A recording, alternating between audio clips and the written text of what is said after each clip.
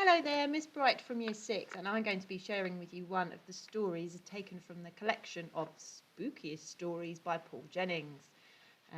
It's one of the longer ones, so I'll be sharing half this week and half next week on our YouTube channel. So, this story from the collection is called Lighthouse Blues. Someone was playing music in the middle of the night. It sounded like a saxophone, or maybe a clarinet. I could only hear it when the wind dropped, but there was no mistake about it. I shivered even though I was snug in bed. I wasn't cold, I was scared. Stan and I were the only people on the island, and he was in bed in the next room.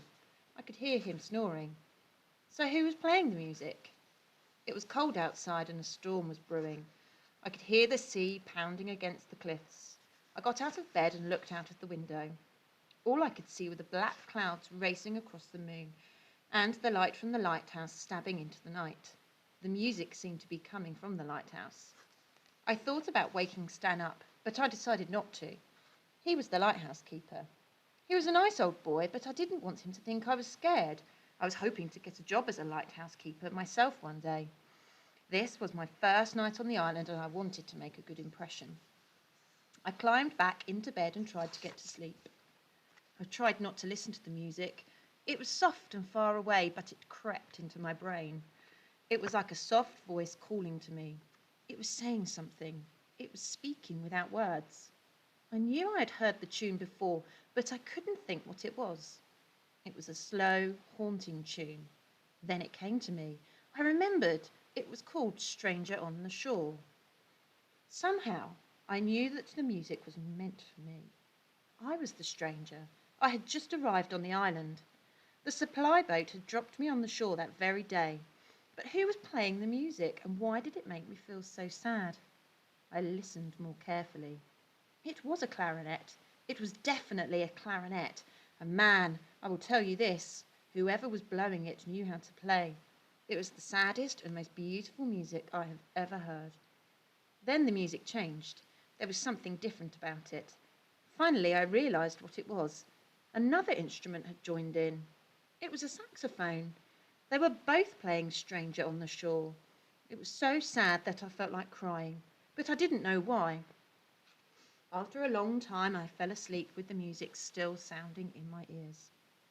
The next morning at breakfast, I asked Dan if he had heard anything. No, Anton, he said.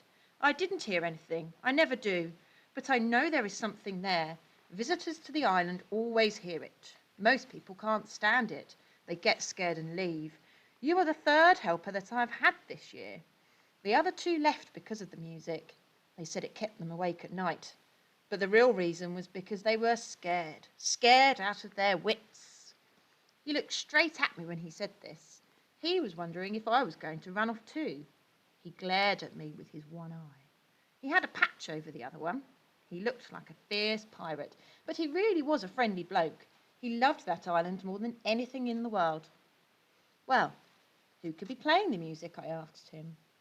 And why can't you hear it? He looked at me for a long time. He looked straight into my eyes as if he was trying to see what I was thinking. Then he said, the last boy that went up to the lighthouse one Friday night. The music always plays on Friday night. He took a torch and went off to see who was playing.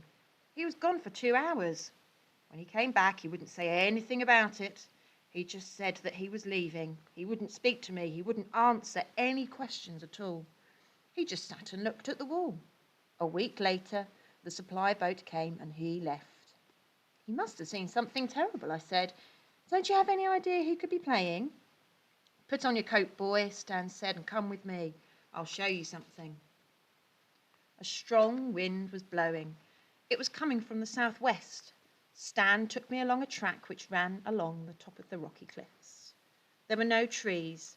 The wind was too strong for trees to grow on the island. At last we came to a small fence in the shape of a square. Inside were 2 graves. The headstones had faced out to sea. It was a lonely, windswept spot high on the cliff.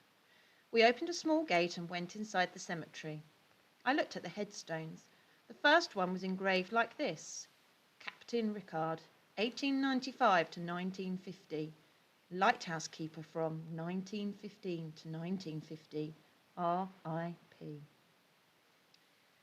The second gravestone was not much different, but it had another name on it. It said Alan Rickard, 1915 to 1960. Lighthouse keeper from 1950 to 1960, R.I.P. Stan pointed to the grave of Captain Rickard. He was my grandfather, he said, and Alan Rickard was my father. Both gravestones had a small drawing in the corner. The one of Captain Rickard had a clarinet. Alan Rickard's grave had a saxophone. All the lighthouse keepers have been musical, said Stan.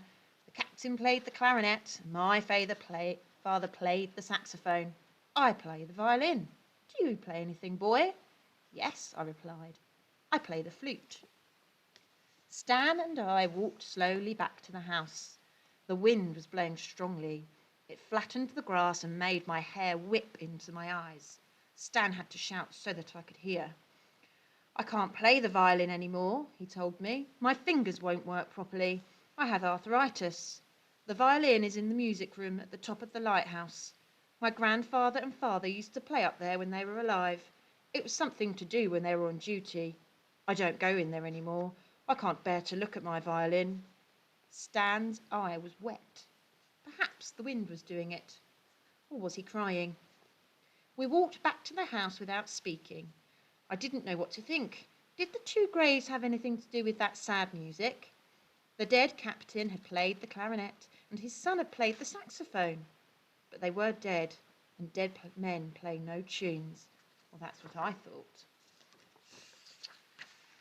One day I decided that I would go up to the top of the lighthouse. I might find some clues, but I was not going to go in the night time, nor was I going to go on a Friday. The next day was Thursday. I told Stan I was going for a walk to look around the island, but I went to the lighthouse. I had been there before. Stan had taken me up on the first day. I had been in and seen the huge light that went around and around at night, but I had not been in the music room, and I had not been up there on my own. I pushed open the door at the bottom and went in. It was gloomy inside. There were there were small windows in the wall, and they let in a little bit of light. The stairs went around and around. Stan had told me that there were 20 turns altogether. I went slowly up the stairs. It was as quiet as a grave. About halfway up, I looked over the side of the stairs. It was a long way down. I felt giddy. I sat down on a step and listened. Nothing. Not a sound. I was sure that I was alone. At last I reached the top. There were 2 doors. One led into the light. The other was the door of the music room. I tried the handle. It was stiff, but it opened, and I stepped inside. The room looked like a cabin in a ship. It had bunks against one wall and maps all over another. There was a desk with a globe of the world on it. Instead of a window, there was a small, round porthole. Pointing out of the porthole was a telescope. There was a music stand and a small table. On the table was a clarinet, a saxophone, and a violin. I went and looked at the musical instruments. They were covered in dust. They had not been played for a long time. The violin had a spider's web inside it. I picked up the clarinet and blew it. A terrible noise came out of it. It sounded like a bullfrog choking. These instruments could not have been playing on Friday night. They had not been played for years. I had not got any closer to solving the mystery, but I knew that the music had been coming in from that room. I could feel it in my bones. I decided to leave. There was something creepy about that room. I felt as if someone was watching me. Over the next few months, I was kept very busy on the island. I had to measure the rainfall and record the weather. I had to man the radio and listen for ships that were in trouble. And every night at 5 o'clock, I had to climb the stairs of the lighthouse and start up the light. I didn't go into the music room, and I didn't say any more to Stan about the music. But every Friday at about midnight, the music would start. It was always sad, haunting music. I could never sleep while it was playing. It seemed to be calling me. The names of the tunes always seemed to have a special meaning, a meaning just meant for me. It was upsetting. I wasn't scared anymore, but I couldn't sleep on Friday nights. I just lay there waiting for the music to start, and then I lay awake waiting for it to stop. I couldn't stop thinking about it. I wondered who was playing and why. In the end, I decided to go and see. I made my plans carefully. I decided not to tell Stan. I put fresh batteries in the torch and found an old baseball bat. The baseball bat was in case there was any trouble. The next Friday, I waited until Stan was in bed asleep. Then I stepped out of the house and into the dark night. It was cold and windy. The moon was hidden behind black clouds. Spray was blowing up from the sea, and the waves were crashing and sucking beneath the cliffs.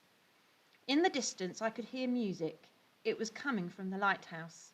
I walked slowly, fighting against the wind. At last, I reached the lighthouse door. It was dark inside. There was no light in the stairwell, but music was floating down from above. I'd heard the tune before. It was "Stay Away From Me, Baby." I knew it was meant for me, but who was up there, and why didn't they like strangers on the island? I was scared. I didn't want to go up, but I forced myself. My knees were knocking together as I climbed the dark stairs. I went around and around. I was glad that I had my torch. It was creepy in there. The music echoed. It seemed to be laughing at me. "You won't get rid of me," I said aloud. "You won't scare me off like the others." I tried to sound tough, but I didn't feel tough. I wanted to turn round and run back to the house. I forced my legs to take me all the way to the top.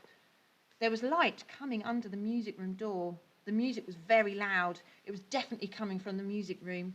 Suddenly the tune changed. Now they were playing The Green Door. I thought of some of the words. They were, "What's behind the green door?" The door of the music room was green, and I wanted to go. I wanted to know what was behind it, but I was too scared to go in. Whatever was in there knew I was there. Then the door started to open on its own. It just slowly opened. I couldn't believe what I saw. I started shaking all over. The hair on the back of my neck stood up. I wanted to turn around and run, but I couldn't. My legs wouldn't do what I wanted them to. The clarinet was playing itself, and the saxophone was doing the same thing. They were both floating in midair. Someone or something was playing them, but they were invisible. I was really scared. My knees were knocking together. I decided to get out of there. Then I thought about the other two boys who had left the island. I wasn't going to be scared off like them. No fear. No ghosts were going to chase me away. I took a step forward into the room. As soon as I entered the room, the music stopped. The clarinet and the saxophone floated through the air and landed on the table. Everything was quiet. I went over to the table and picked up the clarinet. It was covered in cobwebs. It looked as if it had not been played in years. I picked it up and blew in it. A cloud of dust came out of the end. Something had been blowing those musical instruments only moments before, and now they were covered in dust. Ghosts. It had to be ghosts.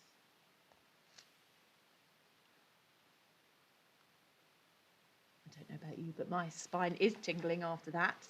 So join me next week to find out what caused the music instruments to play.